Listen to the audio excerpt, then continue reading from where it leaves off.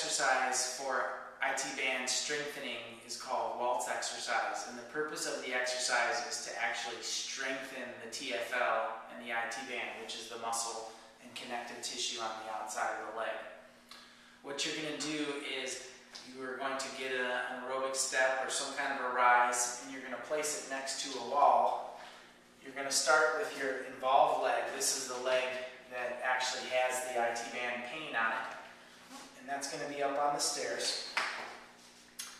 The first thing you want to do is lock both knees and get a hold of the wall. The next thing you're going to do is you're going to take your straight leg and you're going to let it drop down, which is going to force your hip out to the side.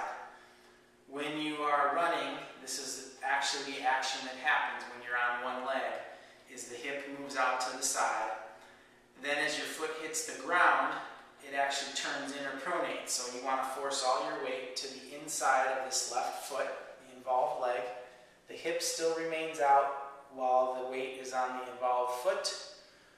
This leg is slightly lower than the stair or the step.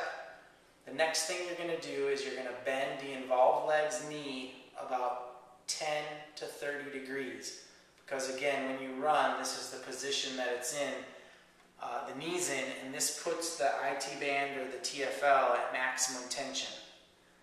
Now what you're going to attempt to do is mimic the running action, which actually what happens is your hip's going to move forward, so just slightly move that hip forward about 3 to 4 inches, and at the same time the right leg's going to go back. Now what you're going to do is you're going to move the hip back, keeping the knee bent, and as you do that, the right leg is going to swing forward in front of the knee. Try it again. As you rock, the running motion, this pelvis on the right should stay low, and the pelvis on the left should stay high. As I rock from backwards or forwards to backwards, the knee stays straight. As I go forward, my body slightly bends forward, and as I rock the hip back, my body actually goes forward as I rock the hip back.